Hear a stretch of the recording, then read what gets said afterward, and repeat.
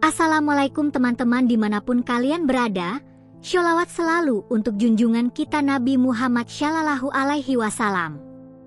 Jumpa lagi di channel saya, Kisah Perjuangan. Dukung channel ini dengan subscribe dan like. Terima kasih yang sudah subscribe dan like. Semoga rezekinya mengalir tanpa putus. Absen dari mana saja kalian berasal di kolom komentar ya. Dan tonton sampai habis perjalanan Dani Cebol ini. Aku adalah Dani, 22 tahun. Hidupku penuh penderitaan sejak aku lahir. Aku sudah melampaui batas untuk bertahan hidup hingga aku bertemu dengan seorang wanita yang walaupun umurnya jauh di atasku, aku mencintainya seluruh jiwa ragaku. Inilah ceritaku. Aku dilahirkan di keluarga yang terbilang kaya. Orang tuaku boleh dibilang orang kaya lama. Rumah orang tuaku tergolong besar dan mewah untuk ukuran rumah di kota Tasikmalaya. Mobil pun orang tuaku punya 3 berjejer di garasi. Pembantu pun keluargaku punya 2 orang. Namun, itu tak membuatku hidup enak dan bahagia. Karena aku dilahirkan tidak sempurna. Tidak seperti kalian, karena aku dilahirkan mini alias cebol. Mungkin karena kekuranganku, orang tuaku memperlakukan aku berbeda dari kedua adikku. Aku anak pertama dari 3 bersaudara. Dari bayi aku sudah dirawat sama pembantuku. Ibuku mungkin risih terhadap bentukku. Bahkan ibuku sampai trauma punya anak lagi. Sampai umurku 8 tahun ibuku baru hamil lagi. Kata bayi Ijah yang merawatku, menyentuh aku pun ibuku tidak mau. Berbeda dengan ayahku masih memberi kasih sayang kepadaku walaupun menurutku cuma sekadarnya saja. Aku tumbuh menjadi anak yang pendiam dan penyendiri. Aku sering menghabiskan waktu di kamar, membaca buku atau hanya memandang keluar jendela, melihat anak-anak lain bermain dengan riang tanpa beban pikiran. Dunia luar terasa begitu jauh, seolah ada dinding tak kasat mata yang memisahkanku dari kebahagiaan sederhana yang mereka miliki. Setiap pagi, saat aku bersiap sekolah, aku akan melihat kedua adikku yang tumbuh normal, sehat, dan penuh tawa. Mereka selalu mendapatkan perhatian penuh dari ibu, pelukan hangat, dan pujian. Aku hanya sesekali disentuh, itu pun dengan tatapan yang terasa hampa, seolah aku adalah cermin dari sesuatu yang ingin mereka lupakan. Sarapan pagi seringkali menjadi momen paling menyiksa. Aku duduk di meja makan yang besar itu, sendirian, sementara orang tua dan adik-adikku bercengkrama di ujung meja sana, jauh dari jangkauanku. Suara tawa mereka bagaikan melodi yang memilukan di telingaku, mengingatkanku akan statusku sebagai orang asing di keluarga sendiri.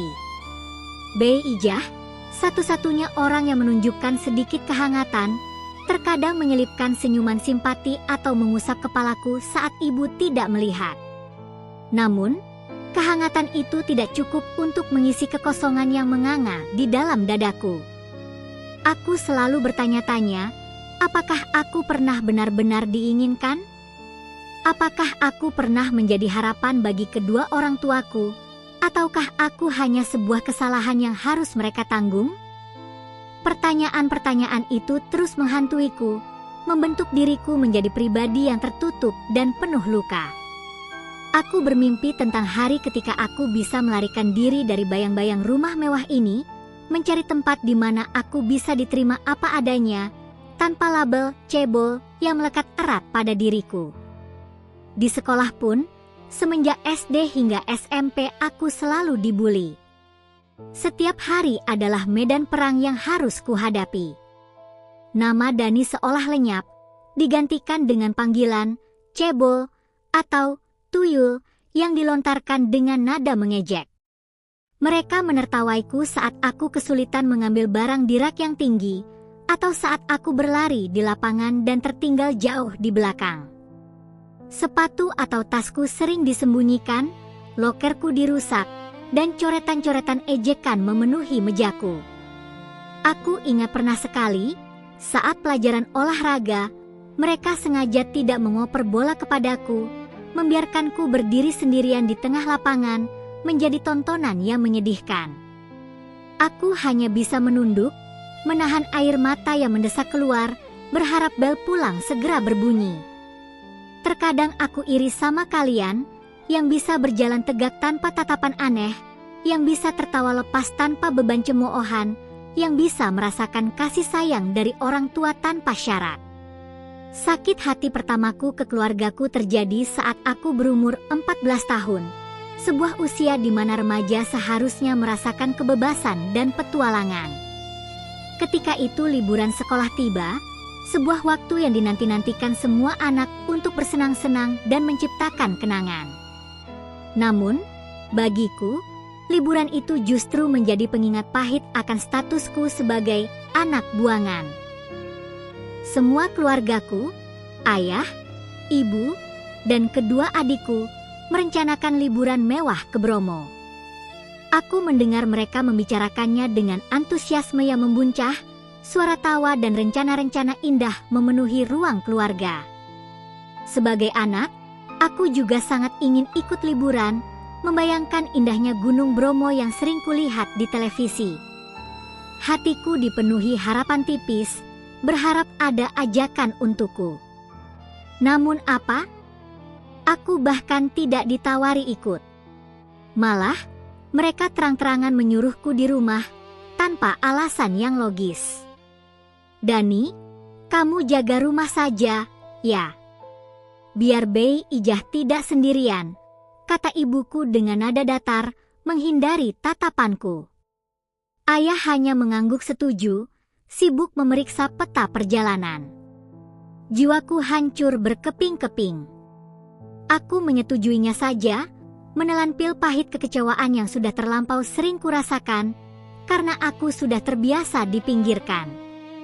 Mungkin mereka malu akan kondisiku yang kerdil, tidak ingin, cacat, di mata orang banyak saat mereka berlibur. Pikiran itu terasa seperti belati yang menusuk ulu hatiku. Aku tahu, di balik kemewahan dan harta benda, aku hanyalah aib yang mereka sembunyikan.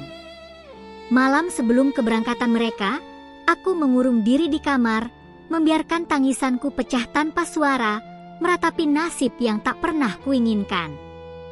Rasa sakit itu jauh lebih dalam dari sekadar tidak ikut liburan. Itu adalah konfirmasi nyata bahwa aku tidak pernah benar-benar menjadi bagian dari keluarga mereka.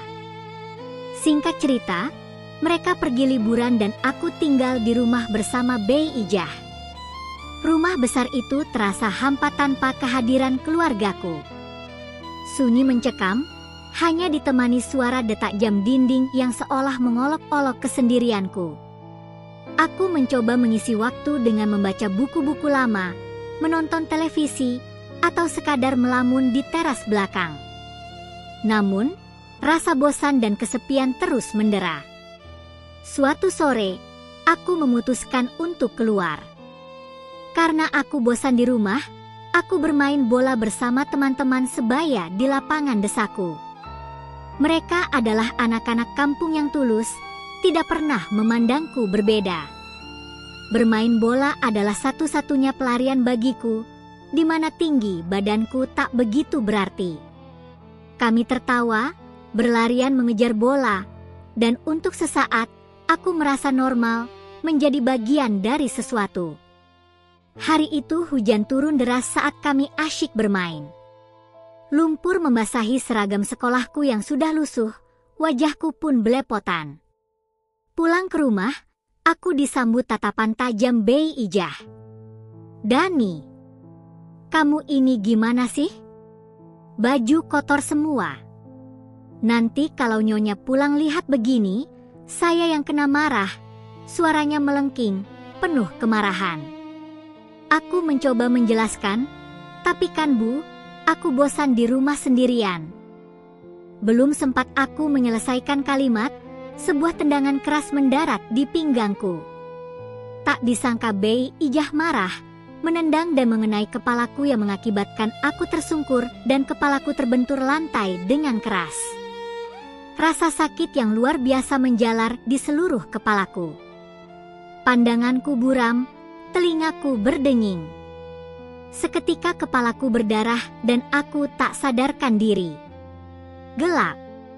Aku terbangun di rumah sakit dengan kepala yang terasa berdenyut-denyut. Ruangan itu sepi, hanya ada perawat yang sibuk dengan urusannya. Aku sakit hati karena tidak ada yang menjagaku dan mengkhawatirkanku. Di samping tempat tidurku, hanya ada segelas air dan beberapa obat. Tidak ada wajah orang tua, tidak ada adik-adik, bahkan Bei Ijah pun tidak ada. Selama seminggu penuh aku terbaring di sana, menatap langit-langit kamar yang putih hampa. Seminggu aku di rumah sakit, tidak ada satupun keluargaku yang menengokku. Tidak ada telepon, tidak ada kunjungan. Aku merasa seperti sampah yang dibuang begitu saja. Perawat sering bertanya mengapa aku sendirian, dan aku hanya bisa menjawab dengan lirih bahwa keluargaku sedang liburan. Jawaban itu terasa pahit, semakin mengukuhkan bahwa aku tidak penting bagi mereka. Kejadian itu sampai sekarang membuatku sakit hati dan selain itu mengakibatkan aku memiliki vertigo sampai sekarang karena ada penggumpalan darah di otak. Kadang, saat aku terlalu lelah atau terkejut, dunia di sekitarku akan berputar, mual, dan kepalaku terasa pecah. Ini adalah pengingat abadi akan kekejaman yang kuterima. Ketika orang tuaku akhirnya kembali dari liburan dan menjengukku, setelah aku diperbolehkan pulang dari rumah sakit, aku mencoba bercerita. Aku sudah jujur mengatakan bahwa aku bukan terjatuh terpleset, tapi aku ditendang oleh Bei Ijah. Namun, mereka tidak percaya padaku. Kamu jangan mengada-ada, Dani. Bei Ijah itu sudah lama kerja sama kita. Dia orang baik. Mungkin kamu memang terpleset, kata ibuku dengan nada sinis, seolah aku adalah seorang pembohong ulung. Ayah hanya diam, membiarkan ibuku menyudutkanku. Semenjak itu aku baru tahu sifat asli Bei Ijah yang manipulatif, dan bagaimana orang tuaku lebih memilih mempercayai pembantu daripada anak kandungnya sendiri. Luka itu semakin dalam, mengukir dendam yang tak mudah terhapus di hatiku. Waktu berlalu, saat itu aku berumur 16 tahun dan aku sudah SMA. Masa remaja yang seharusnya penuh warna justru bagiku dipenuhi abu-abu. Namun, seperti pada umumnya anak remaja, sebuah perasaan baru mulai tumbuh di hatiku, perasaan yang asing namun begitu kuat. Aku mulai tertarik pada lawan jenis. Sosok itu adalah Wati, teman sekelasku. Dia memiliki senyum yang manis, rambut hitam panjang yang selalu tergerai rapi, dan tawa yang renyah seperti melodi. Setiap kali dia lewat di depanku, jantungku berdegup lebih kencang, pipiku terasa panas. Aku menyukai teman sekelasku bernama Wati, tapi aku terlalu malu untuk mendekatinya. Bagaimana mungkin aku, si cebol yang selalu jadi bahan ejekan, bisa mendekati gadis seindah Wati? Aku takut penolakannya, takut tatapan jijik yang mungkin akan kuterima. Jadi, aku hanya bisa memandang dan mengaguminya saja dari jauh, berharap suatu hari dia akan melihatku lebih dari sekadar si Dani yang aneh. Aku mencuri pandang saat dia menulis di buku, saat dia tertawa bersama teman-temannya, bahkan saat dia fokus mendengarkan guru di depan kelas. Bagiku, Wati adalah satu-satunya cahaya di tengah kegelapan hari-hariku di sekolah. Namun, kebahagiaan semu dari pengagum rahasia itu tidak bertahan lama. Hingga tragedi pun terjadi, menghancurkan sisa-sisa harapanku di sekolah. Suatu hari, suasana sekolah mendadak gaduh. Tiba-tiba saja saya diseret guru BK ke ruangannya. Aku tidak tahu apa yang terjadi, pikiranku kacau balau. Begitu sampai di ruangan itu, tuduhan keji langsung meluncur. Aku dituduh telah mengintip Wati waktu di toilet. Seluruh tubuhku lemas. Darahku serasa mendidih, namun aku tak mampu bersuara. Bagaimana mungkin? Itu adalah tuduhan paling hina yang pernah kuterima. Aku tahu, ini kelakuan teman sekolah, seorang berandal yang sering menggangguku dan Wati, tapi mereka sepakat mengkambing hitamkan aku. Mungkin karena aku adalah target yang mudah, si cebol yang tak punya siapa-siapa untuk membela.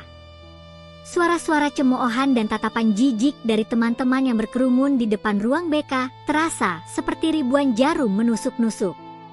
Tak lama kemudian, orang tuaku dipanggil kepala sekolah. Aku berharap mereka akan membelaku, mendengarkan penjelasanku. Namun, harapanku pupus. Mereka datang dengan wajah marah, tidak ada sedikit pun jejak kepedulian atau kepercayaan. Tanpa banyak bertanya, mereka seolah sudah menghakimiku. Alhasil, aku diskor 1 bulan dan didesak keluar dari sekolah oleh teman-teman satu sekolah.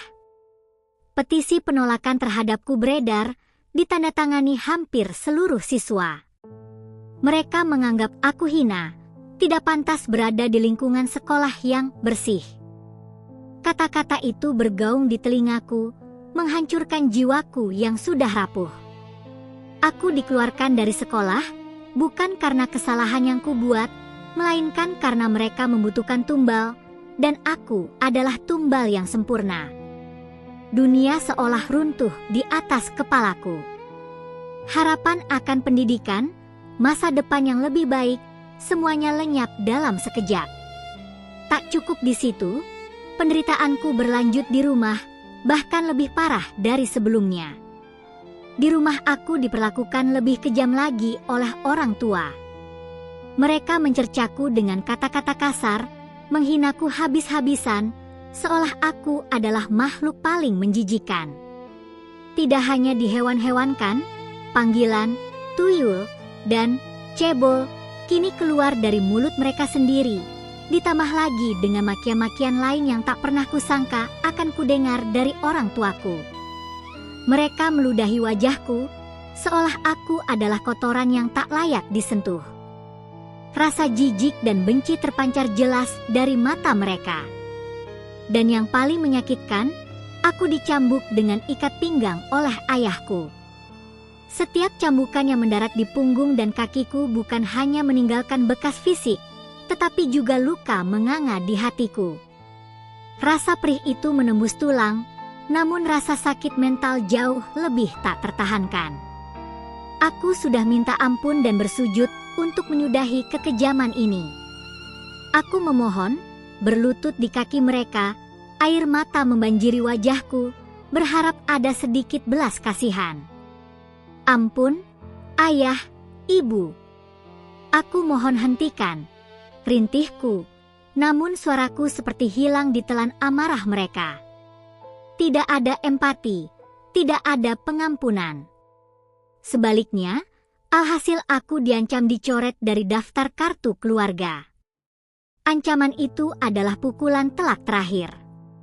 Dibuang dari kartu keluarga berarti aku benar-benar tidak diakui, dihapus dari keberadaan mereka.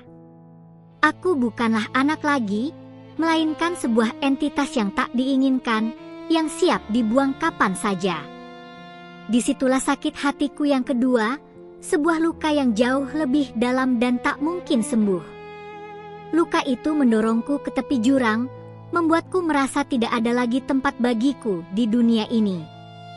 Malam itu, setelah semua kekerasan dan ancaman, aku berbaring di kamar, menatap langit-langit yang gelap. Aku pun heran air mataku tidak keluar. Entah sudah habis, kering karena terlalu banyak tumpah, atau memang sudah terlalu perih hingga yang ada hanya kekosongan dan rasa sepi yang teramat dalam. Dadaku terasa berat, seolah ada bongkahan batu besar menimpanya. Segala kenangan pahit sejak lahir melintas di benakku. Diabaikan ibu, kasih sayang sekadarnya dari ayah, bullying di sekolah, insiden Bei Ijah, hingga tuduhan palsu dan kekejaman terakhir dari orang tuaku. Tidak ada lagi ikatan yang bisa dipertahankan. Ikatan darah, ikatan keluarga, semuanya terasa putus. Pada malam kelabu itu, aku membuat keputusan paling penting dalam hidupku. Saat itu aku berjanji untuk memutuskan tali keluarga dan tidak akan pernah kembali ke rumah ini. Rumah yang seharusnya menjadi pelindung, justru menjadi neraka bagiku. Keesokan harinya, sebelum matahari terbit, aku bangkit. Mengambil sedikit pakaian kotor, mengantongi uang seadanya, yang saya ingat waktu itu cuma 87.000. Sisa uang jajan yang kusimpan, aku membuka pintu kamar. Langkahku mantap, tanpa ragu. Dengan berat hati, atau lebih tepatnya, dengan hati yang hampa, aku menuruni tangga, melewati ruang keluarga yang seringkali menjadi saksi bisu penderitaanku. Tanpa menoleh, aku pergi menggelandang dari rumah itu. Rumah yang seharusnya melindungiku dari segala hal, kini aku tinggalkan tanpa penyesalan, hanya menyisakan kelegaan samar dan keinginan kuat untuk bertahan hidup di luar sana. Udara dingin pagi menyentuh kulitku, membawa harapan akan awal yang baru, meskipun aku tidak tahu kemana kakiku akan melangkah. Aku hanyalah seorang anak berusia 16 tahun, kecil, ringkih, dan penuh luka, namun dengan tekad baja untuk menemukan arti hidup yang sesungguhnya. Bermodalkan uang seadanya, yang saya ingat waktu itu cuma 87.000, aku pergi dengan semua rasa kesedihan yang menggunung. Aku berjalan tanpa tujuan, menyusuri jalanan provinsi, berharap setiap langkah membawaku semakin jauh dari kenangan pahit yang baru saja kutinggalkan. Rasa lapar dan haus mulai mendera, namun rasa sakit di hati jauh lebih dominan. Aku tidak tahu harus kemana, tidak punya peta, tidak punya rencana. Hanya ada tekad untuk tidak pernah lagi kembali ke tempat yang dulu kusebut rumah. 3 hari penuh perjuangan, aku menempuh perjalanan dengan berjalan kaki dan sesekali menumpang truk atau mobil bak yang berbaik hati. Malam kujadikan tenda beratapkan langit, beralaskan trotoar yang dingin. Aku bertahan hidup dengan sisa uangku, membeli roti murah dan air minum seadanya. Waktu itu aku masih 16 tahun, tubuhku yang kecil dan rapuh seringkali membuatku menjadi sasaran empuk preman jalanan, namun entah bagaimana, aku selalu berhasil lolos. Hingga aku sampai di Bandung 3 hari kemudian. Kota ini terasa lebih besar, lebih bising, dan lebih asing. Aku terduduk lemas di pinggir jalan, memandangi keramaian yang seolah tak peduli dengan keberadaanku. Perutku berbunyi nyaring, uangku sudah habis. Aku merasa putus asa, air mata yang selama ini kutahan kembali mendesak keluar, namun tetap saja tidak ada yang tumpah. Hati ini sudah terlalu kering. Di tengah keputusasaan itu, telingaku menangkap suara petikan gitar dan nyanyian yang sumbang namun penuh semangat. Itu adalah Memet dan Kentung, anak pang jalanan yang sedang mengamen. Mereka duduk di emperan toko, dengan penampilan khas anak pang, rambut spike warna-warni, jaket kulit lusuh, dan celana jeans robek-robek. Mereka terlihat sangat berbeda denganku, namun ada sesuatu dalam sorot mata mereka yang menarik perhatianku, semacam kebebasan dan ketangguhan yang belum pernah kulihat. Entah mengapa, dorongan yang sangat kuat membuatku berjalan menghampiri mereka. Mungkin karena rasa kesepian yang teramat sangat, atau mungkin karena aku melihat pantulan diriku di mata mereka, mereka yang juga terbuang dan mencari tempat di dunia ini.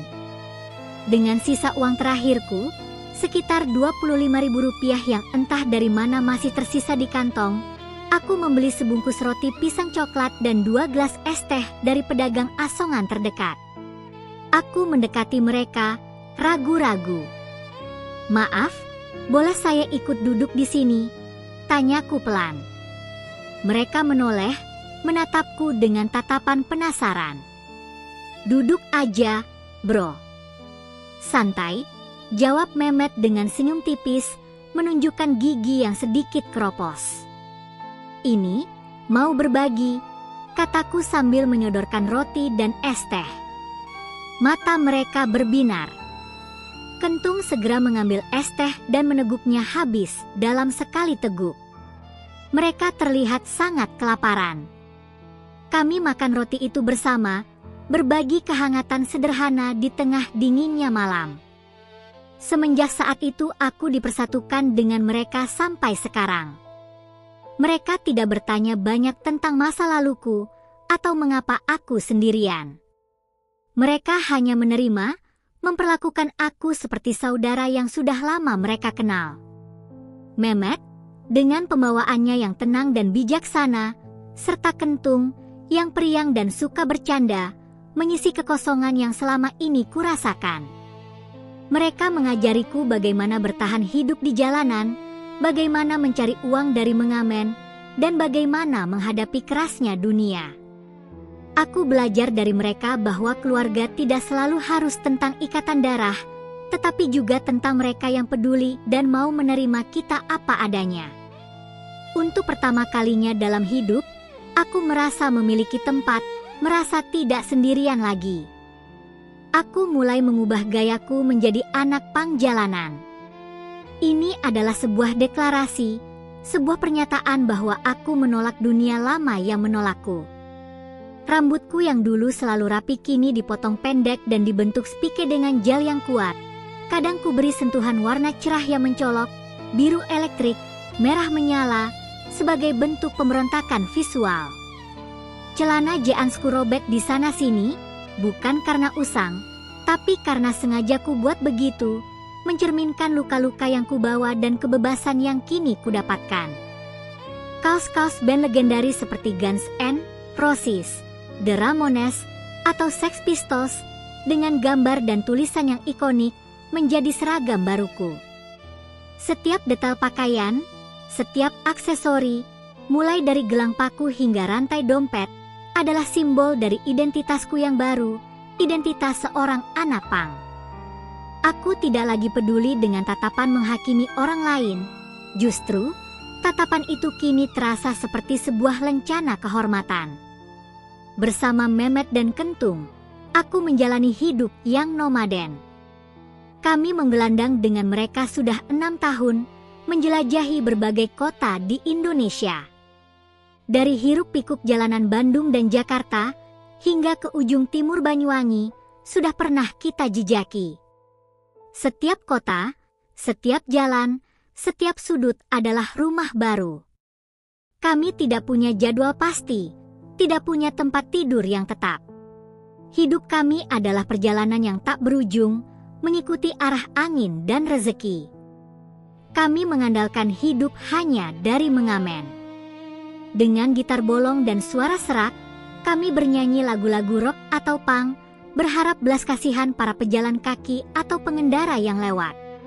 Setiap kain receh yang jatuh ke dalam kotak gitar adalah nyawa, adalah harapan untuk bisa makan hari itu.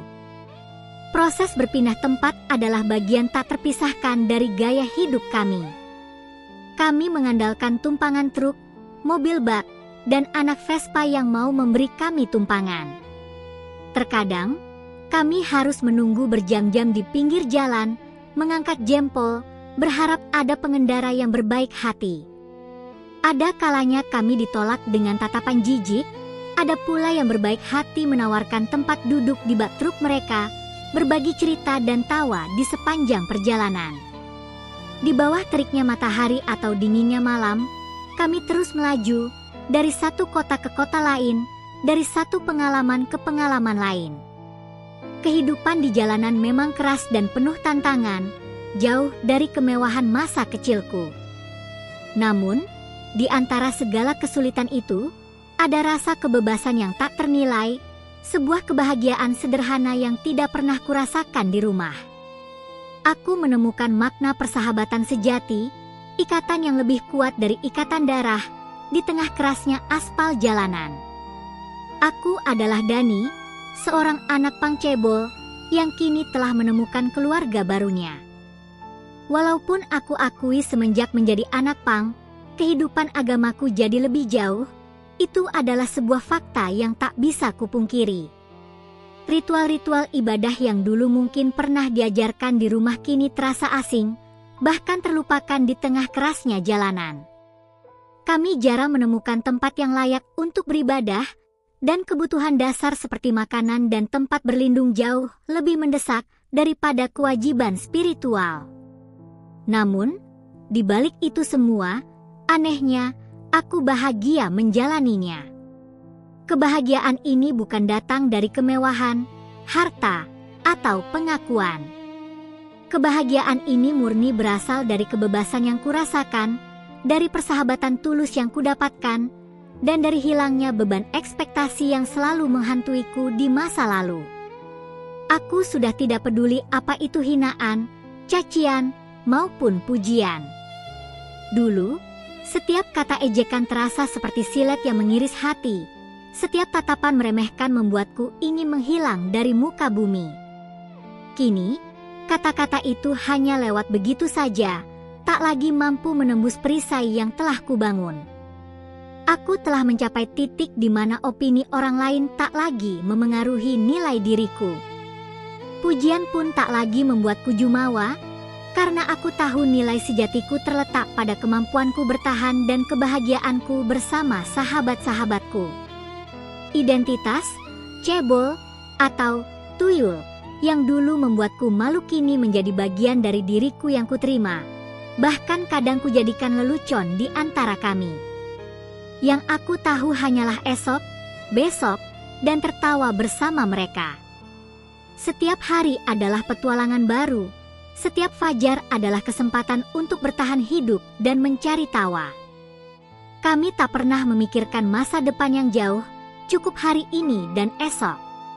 Kami berbagi makanan seadanya, tidur beralaskan kardus di empran toko, atau beratapkan langit di bawah jembatan, namun tawa kami selalu riang. Kami tertawa saat salah satu dari kami terjatuh saat mengamen, tertawa saat berhasil menipu petugas keamanan yang mengejar kami, atau tertawa hanya karena melihat wajah konyol Kentung. Tawa itu adalah obat, adalah kekuatan yang membuat kami terus melangkah. Bersama Mehmet dan Kentung, aku menemukan keluarga yang sesungguhnya. Mereka tidak pernah memandangku rendah, tidak pernah mengolok-olok fisikku. Bagiku, mereka adalah saudara, orang-orang yang melihatku sebagai Dani, bukan si cebol.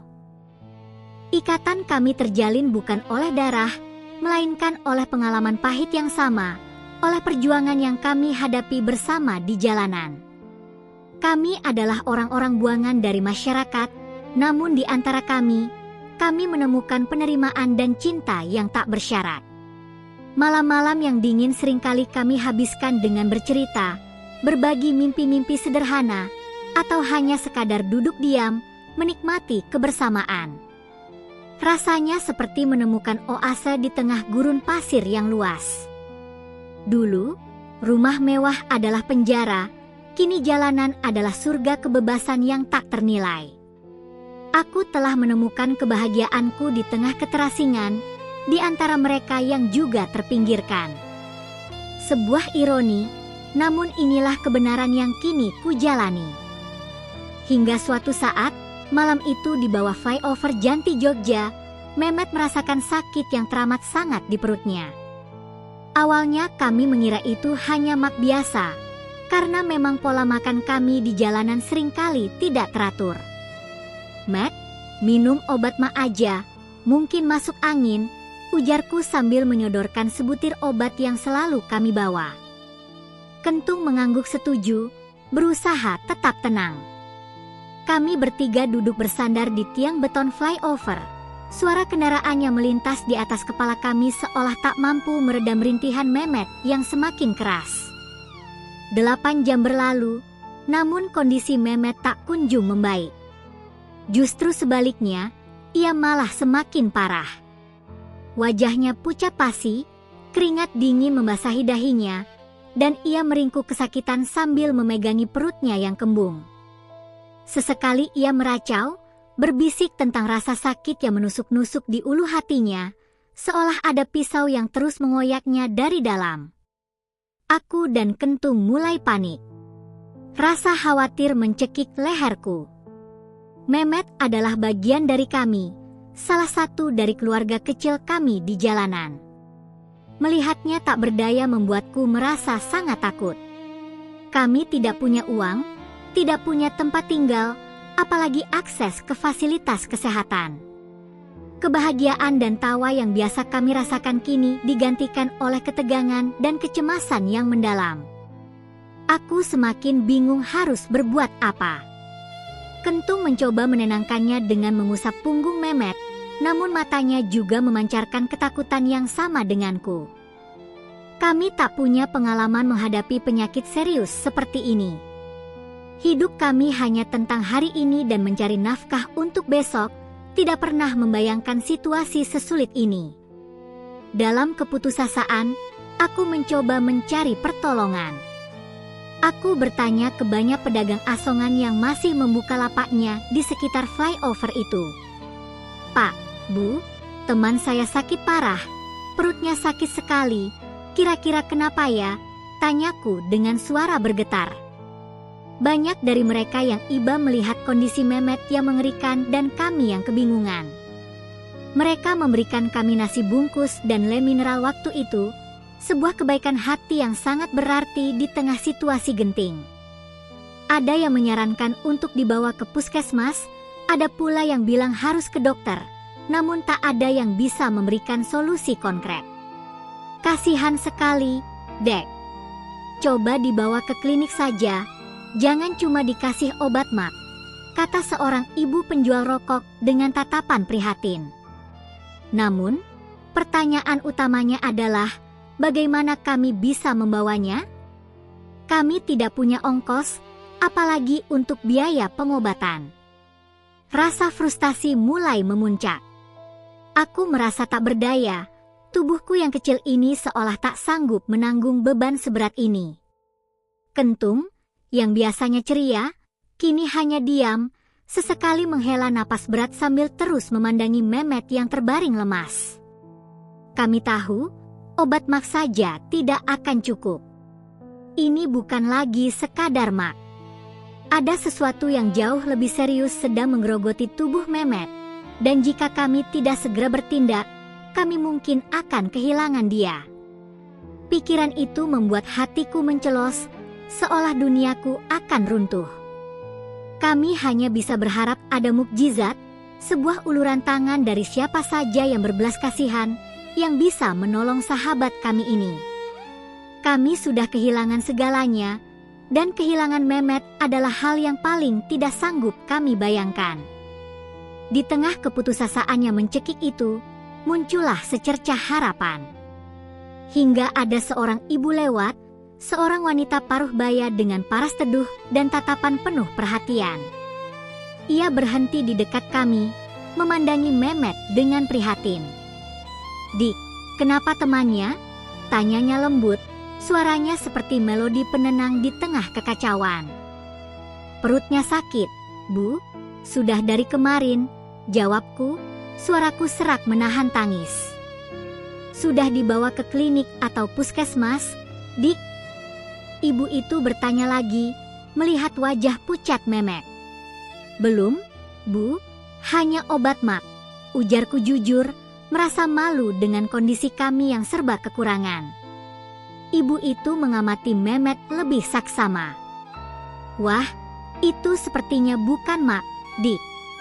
Coba periksa ke dokter dulu, kemungkinan usus buntu itu, Dik. Harus dioperasi, kalau tidak bahaya, Dik, bisa hilang nyawa teman adik." Kata-katanya menampar kami, menghadirkan ketakutan baru yang lebih nyata. Kehilangan Mehmet? Itu adalah pikiran yang tak sanggup kubayangkan. Mendengar itu aku dan Kentung panik bukan main. Otakku berputar mencari solusi, namun tak ada jalan keluar yang terlihat. Kami tidak punya apa-apa. Bagaimana bisa mengoperasi Mehmet? Saat itulah keajaiban kecil terjadi. Dengan baik hati, ibu itu mengulurkan tangannya, memegang tanganku. Di telapak tangannya ada selembar uang 200.000 rupiah. Tanpa malu, tanpa pikir panjang, aku langsung mengambilnya. Itu adalah jumlah uang terbesar yang pernah kami pegang dalam waktu yang sangat lama. "Terima kasih banyak, Bu," ucapku lirih, tak mampu menahan haru. Aku bahkan tidak sempat bertanya namanya. Yang terpenting saat itu adalah menyelamatkan Mehmet. Tanpa babe ibu, Kentung yang berbadan lebih besar dariku segera menggendong Mehmet di punggungnya. Tubuh Mehmet yang lemas terkulai di pundak Kentung terlihat begitu rapuh.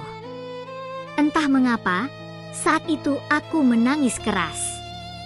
Suara isak tangisku bercampur dengan deru kendaraan di flyover. Aku berteriak-teriak tolong seperti orang gila, seolah ingin seluruh dunia mendengar keputusasaanku dan membantu kami. Aku mengikuti Kentung menggendong Mehmet setengah berlari, namun kami tidak tahu arah. Bodohnya kami tidak bertanya dulu di mana puskesmas atau klinik terdekat. Kami hanya berlari tanpa tujuan, berharap menemukan tempat pengobatan secepatnya. Di tengah kepanikan dan air mata, musibah kembali menimpa. Aku tersandung lubang di trotoar. Tubuhku yang kecil dan lelah terjatuh, kepalaku terbentur keras ke aspal. Seketika itu juga, vertigoku kumat. Dunia berputar hebat, mual melanda, dan rasa sakit menusuk kepalaku. Pandanganku kabur, membuat situasi tambah suram. Kentung, yang melihatku terjatuh, malah plonga-plongo saking kebingungannya. Ia berdiri terpaku di tengah jalan, Mehmet masih digendongnya, matanya memancarkan kebingungan dan keputusasaan yang sama denganku. Kami terperangkap dalam lingkaran kesialan, seolah nasib memang tak pernah berpihak pada kami. Namun, di saat yang paling gelap itu, sebuah keajaiban kembali datang. Tiba-tiba, di tengah keputusasaan yang melanda, terdengar decitan rem. Sebuah mobil Avanza hitam menepi tak jauh dari tempat kami terjerembab. Pintu mobil terbuka, dan seorang wanita keluar dengan langkah cepat. Pandanganku yang masih kabur akibat vertigo perlahan membaik, dan aku melihat sosok yang tak asing itu. Dia adalah ibu yang sama, yang beberapa waktu lalu telah berbaik hati memberikan kami uang 200.000. Ini sungguh di luar dugaan, seolah takdir sedang mempermainkan kami dengan cara yang paling luar biasa. Seperti orang miskin dapat emas, aku langsung menoleh ke arahnya dengan mata berbinar penuh harap. Rasa malu sudah lenyap, berganti dengan insting untuk menyelamatkan sahabat. "Tolong, Bu, antar kami ke klinik atau puskesmas terdekat. Teman saya sakit," ucapku terbata-bata, menunjuk Mehmet yang kini digendong Kentung dengan susah payah. Wajah ibu itu menunjukkan ekspresi khawatir yang tulus. Dengan senyum manis yang menenangkan, sang ibu langsung setuju. "Cepat, ayo masuk ke mobil. Kita ke rumah sakit saja," katanya, suaranya tegas namun penuh empati. Tanpa membuang waktu, aku menyuruh Kentung untuk memasukkan Mehmet ke jok belakang mobil dengan hati-hati. Aku dan Kentung ikut masuk, duduk di samping Mehmet yang terus meringkuk kesakitan. Aroma mobil yang bersih dan sejuk terasa begitu asing setelah berbulan-bulan kami hanya menghirup asap jalanan. Setelah di mobil, barulah aku benar-benar tersadar bahwa ibu ini adalah ibu tadi yang memberi uang 200.000 ke kami. Hati kecilku dipenuhi rasa takjub dan syukur. Siapa dia sebenarnya? Mengapa ia begitu baik kepada kami, 3 anak jalanan yang kotor dan bau? Sepanjang perjalanan menuju rumah sakit, ibu itu sesekali menanyakan kondisi Mehmet, berusaha memastikan ia baik-baik saja. Dengan sopan, saya memberanikan diri bertanya namanya. "Maaf, Bu, nama ibu siapa?" Ibu itu menoleh ke belakang, memberikan senyuman hangat. "Nama Ibu Titin," jawabnya singkat, namun cukup untuk mengukir nama itu dalam benakku. Ibu Titin membawa kami ke RS Sarjito, salah satu rumah sakit besar di Yogyakarta. Sesampainya di sana, ia tidak hanya mengantar kami. Ibu Titin dengan sigap membantu kami mengurus administrasi IGD. Ia berbicara dengan perawat dan petugas pendaftaran, menjelaskan kondisi Mehmet dengan jelas, seolah ia adalah keluarganya sendiri. Aku dan Kentung hanya bisa berdiri di sampingnya, merasa canggung namun sangat berterima kasih. Kami tidak mengerti prosedur rumah sakit, apalagi punya kartu identitas atau uang untuk administrasi. Ibu Titin mengurus semuanya, menanyakan apa saja yang diperlukan, mengisi formulir-formulir, dan membayar beberapa biaya awal yang diminta. Dia adalah malaikat penolong yang muncul di saat kami paling membutuhkan. Kehangatan dan kepeduliannya adalah sesuatu yang sudah sangat lama tidak kurasakan, bahkan dari keluargaku sendiri. Beberapa jam terasa seperti berhari-hari saat kami menunggu kabar di ruang tunggu IGD. Setiap detik terasa mencekik, penuh ketidakpastian akan nasib Mehmet. Akhirnya, seorang dokter keluar dengan wajah serius. Ia menjelaskan dengan lugas. Hingga kabar Mehmet ternyata memang usus buntu dan harus segera dioperasi. Mendengar diagnosis itu, hatiku mencelos. Usus buntu, penyakit yang terdengar serius, memerlukan penanganan medis yang kompleks. Kemudian, dokter melanjutkan, dan biaya operasinya mencapai 10 jutaan rupiah. Angka itu membuat duniaku terasa berhenti berputar. Dengkulku serasa tertubruk angkot dan lemas, bukan hanya karena kelelahan fisik, tetapi juga karena beban mental yang tiba-tiba menimpa. 10 juta. Bagi kami, anak jalanan yang hidup dari mengamen, uang 100.000 saja sudah sangat berarti, apalagi 10 juta. Itu adalah jumlah yang fantastis, tak terjangkau, bahkan dalam mimpi terliar kami sekalipun. Seketika aku menangis. Air mata yang selama ini mengering di sudut hatiku, kini tumpah ruah tak terbendung. Ini bukan lagi tangisan kesedihan karena masa lalu, melainkan tangisan keputusasaan murni. Mehmet, sahabatku, nyawanya terancam, dan kami tidak memiliki daya apapun untuk menolongnya. Kentung, yang berdiri di sampingku, juga tak bisa menahan air matanya. Wajahnya yang biasanya periang kini penuh dengan kesedihan yang mendalam. Aku memeluk Kentung erat, dan ia membalas pelukanku. Hampir 1 menit aku dan Kentung menangis bersama, larut dalam kesedihan dan keputusasaan yang sama. Kami saling menguatkan dalam kelemahan, merasakan betapa kecilnya kami di hadapan masalah sebesar ini. Mungkin, ini adalah akhir dari cerita kami bertiga. Mungkin, kami akan kehilangan Mehmet.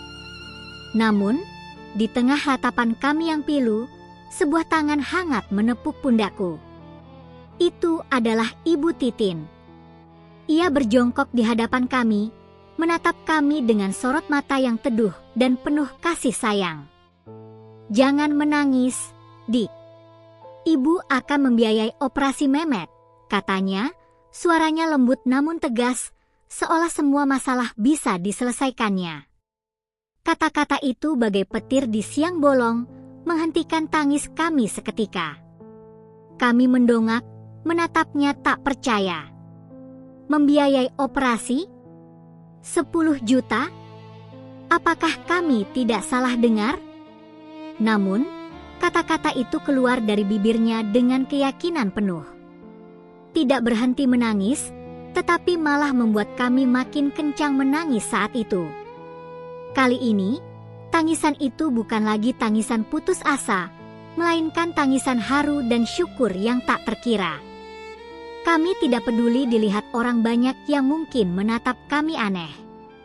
Di tengah keramaian rumah sakit, kami hanya bisa fokus pada kebaikan hati wanita di hadapan kami.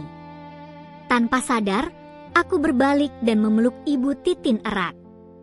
Pelukan itu bukan hanya sekadar ucapan terima kasih, tetapi juga pelukan seorang anak kepada ibunya, seorang yang menemukan perlindungan dan kasih sayang sejati setelah sekian lama hidup dalam kehampaan. Ia adalah sang penyelamat yang diturunkan Allah dari surga, membawa harapan saat kami sudah kehilangan segalanya. Entah kenapa, saat itu aku merasakan kenyamanan yang luar biasa dalam pelukannya, sebuah kenyamanan yang belum pernah kurasakan bahkan dari ibu kandungku sendiri. Dia adalah jawaban atas doa-doa yang bahkan tak pernah aku berani panjatkan. Setelah Mehmet sembuh dan diizinkan pulang, kami bertiga menemui Ibu Titin di rumahnya yang sederhana namun rapi, tak jauh dari rumah sakit. Wajah Mehmet masih terlihat sedikit pucat, namun senyum tipisnya sudah kembali merekah. Kami bilang terima kasih tak terhingga atas semua kebaikan Ibu Titin, atas nyawa Mehmet yang telah diselamatkannya. Kata-kata saja tak cukup untuk mengungkapkan rasa syukur kami. Kami tahu, kami harus membalas budi. Bu, kami akan balas budi sekarang juga, ucapku dengan penuh kesungguhan. Kentung dan Mehmet mengangguk mantap. Kami mengajukan diri untuk kerja apapun ke Bu Titin dan gratis tanpa dibayar setahun penuh. Kami ingin menunjukkan bahwa kami bukan hanya anak jalanan yang bisa menerima, tapi juga bisa memberi, walau hanya berupa tenaga. Ibu Titin tersenyum lembut, seolah sudah mengantisipasi tawaran kami. Kebetulan, Bu Titin memang punya rencana. Ia mau membuka usaha burjo kecil-kecilan di dekat kampus swasta di Ring Road Utara Yogyakarta. Tempat itu strategis, banyak mahasiswa yang pasti membutuhkan makanan murah meriah. Tawaran kami datang di saat yang tepat. Bu Titin menyetujuinya, dengan syarat kami juga harus menjaga diri dan tidak kembali ke kehidupan jalanan yang keras. Kami berjanji. Sejak hari itu, kehidupan kami berubah drastis. Kami tidak lagi mengamen, tidak lagi tidur di bawah flyover. Kami memiliki tujuan baru, membantu Ibu Titin mewujudkan mimpinya dan membangun kembali hidup kami. Aku, Mehmet, dan Kentung bekerja keras. Kami membantu Bu Titin mencari lokasi yang pas, membersihkan dan merapikan lapak, mengecat dinding, dan menyiapkan peralatan seadanya. Meskipun tenaga kami terbatas, semangat kami membara. Bu Titin mengajari kami cara membuat bubur kacang hijau, indomie, nasi telur, dan aneka minuman hangat. Ia sabar mengajari, selalu dengan senyuman, tak pernah mengeluh. Perlahan tapi pasti, burjo kecil kami mulai berdiri. Bau harum masakan Bu Titin selalu menarik perhatian pelanggan, terutama para mahasiswa yang mencari sarapan atau makan malam hemat. Semenjak saat itu aku semakin dekat dengan Bu Titin. Aku sering membantunya di luar jam kerja, mengobrol, dan mendengarkan ceritanya. Bu Titin pun sering curhat ke aku, memperlakukanku seperti anak kandungnya sendiri. Dari curhatannya, aku tahu bahwa ternyata Bu Titin masih perawan. Umurnya 52 tahun, namun ia belum pernah menikah. Ia juga anak yatim piatu, dari lahir sudah ada di panti asuhan. Hidupnya penuh perjuangan, sama seperti kami, bahkan mungkin lebih berat. Ia pernah merantau jauh ke Taiwan sebagai TKW selama bertahun-tahun, hanya untuk menyambung hidup dan mengumpulkan modal. Selama menjadi TKW, Bu Titin tidak memikirkan menikah. Walaupun banyak pria Indonesia di Taiwan yang sering mendekatinya dulu, ia selalu menolak. Ia fokus bekerja keras, menabung setiap sen demi masa depan yang lebih baik di tanah air. Baginya, pernikahan adalah hal yang harus dipikirkan matang-matang, bukan sekadar pelarian. Ia ingin menikah dengan seseorang yang tulus, yang bisa menerima masa lalunya dan membangun masa depan bersamanya, tanpa embel-embel harta. Ia mencari cinta sejati, bukan hanya sekadar pendamping. Kisah hidupnya membuatku semakin menghormatinya. Suatu hari, Setelah burjo kami lumayan ramai dan mulai stabil, Bu Titin mengajak aku bicara di sudut burjo yang agak sepi, saat Memet dan Kentung sedang melayani pelanggan. Wajahnya terlihat sedikit murung, tatapannya menerawang jauh. Bu Titin mengungkapkan kegelisahannya yang menjadi perawan tua.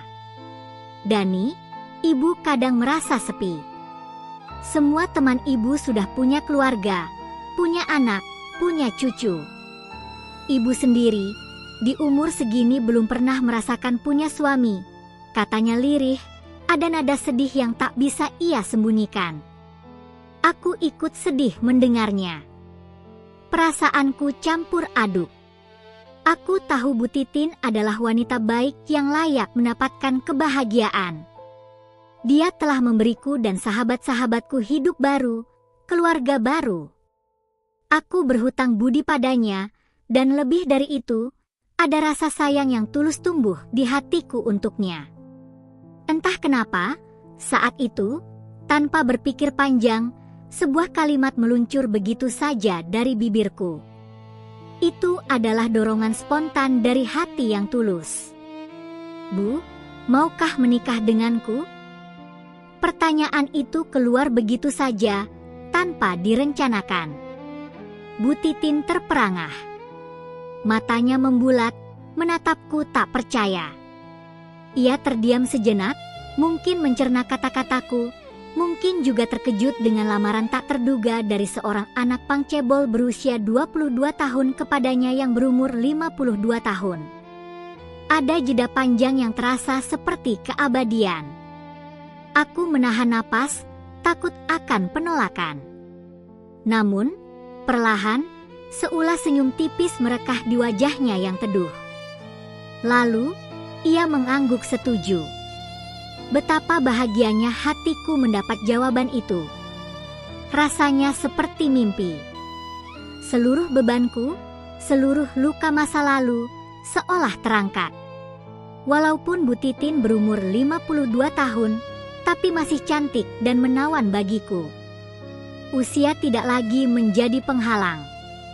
Bagiku, dia adalah wanita paling sempurna, baik hati, tulus, penuh kasih sayang, dan telah menjadi penyelamat hidupku.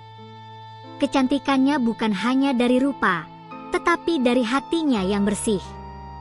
Dia telah memberiku apa yang tidak pernah kuterima dari keluarga kandungku: penerimaan, dukungan, dan cinta. Kami memutuskan untuk tidak menunda lagi. 2 bulan kemudian, kami menikah secara sederhana di kawah saja. Tidak ada pesta mewah, tidak ada riasan tebal, tidak ada undangan yang disebar luas. Hanya ada kami berdua, Memet, dan Kentung sebagai saksi. Saksi hidup atas kisah cinta yang tak biasa ini. Suara ijab kabul terasa syahdu, mengikat janji suci kami di hadapan Tuhan. Aku tidak pernah membayangkan akan menikah secepat ini, apalagi dengan wanita yang usianya jauh di atasku. Namun, aku tidak menyesalinya sedikit pun. Ini adalah pilihan terbaikku, pilihan yang lahir dari ketulusan hati dan rasa syukur yang mendalam. Bu Titin, yang kini resmi menjadi istriku, menggenggam tanganku erat. Matanya berbinar, memancarkan kebahagiaan yang sama denganku. Kami memulai babak baru dalam hidup. Dani si anak pangcebol dan Bu Titin si perawan tua bersama-sama membangun kebahagiaan yang telah lama kami cari. Burjo kecil kami kini bukan hanya tempat mencari nafkah, tetapi juga saksi bisu awal dari keluarga baru kami. Setahun setelah menikah, kehidupan kami terasa tenang dan damai. Burjo Bu Titin, yang kini menjadi burjo kami, semakin ramai. Memet dan Kentung setia membantu, dan kami semua hidup rukun seperti keluarga sejati. Namun, takdir punya cara aneh untuk mempertemukan kembali masa lalu. Suatu siang yang terik, saat burjo sedang ramai-ramainya, secara tidak sengaja aku bertemu keluargaku di Jogja. Mereka sedang makan di salah satu meja di burjo milikku. Jantungku berdesir, darahku terasa dingin. Ada ayah, ibu, dan kedua adikku. Wajah mereka tampak lebih tua, dengan guratan-guratan keriput yang menandakan waktu telah berlalu. Mereka terlihat jauh dari kemewahan yang dulu mereka miliki. Seketika itu, ayah ibuku yang sudah tampak tua menyadari keberadaanku. Mata mereka membulat, dipenuhi keterkejutan dan, aku yakin, penyesalan. Mereka berlari ke arahku, air mata membanjiri pipi mereka, ingin memelukku. Dani, anakku, kamu kemana saja? Ibu merindukanmu, rintih ibuku, mencoba menggapai tanganku. Ayah juga mencoba memelukku, suaranya parau memanggil namaku. Namun, aku menghindar. Dengan langkah kaku, aku berbalik dan berjalan masuk ke dalam burjo, kembali ke dapur, berusaha menjauh dari mereka. Aku tidak ingin berhadapan dengan masa lalu yang begitu menyakitkan.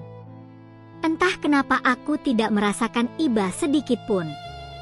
Hati yang dulu dipenuhi luka kini terasa mati rasa terhadap mereka. Bahkan aku hanya diam saja, menahan diri untuk tidak mengeluarkan sepatah kata pun. Aku masih merasa sakit hati yang teramat dalam. Kenangan akan bullying, cambukan ikat pinggang, ludahan di wajah, dan pengusiran dari rumah kembali terlintas.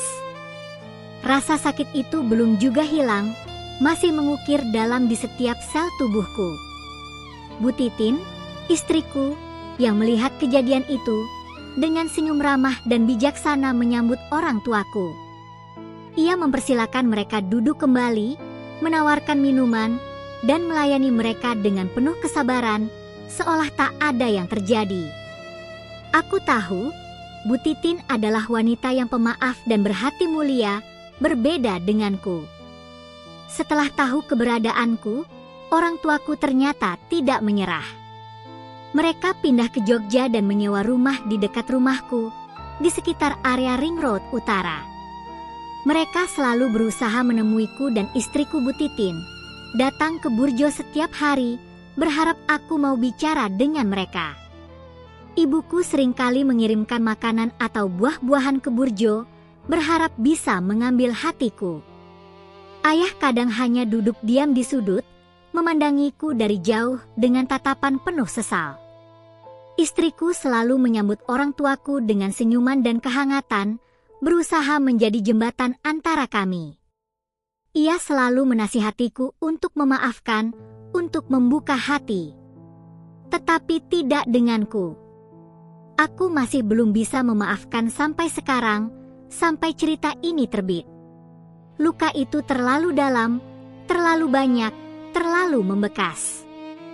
Mungkin suatu hari, aku bisa. Tapi, tidak sekarang.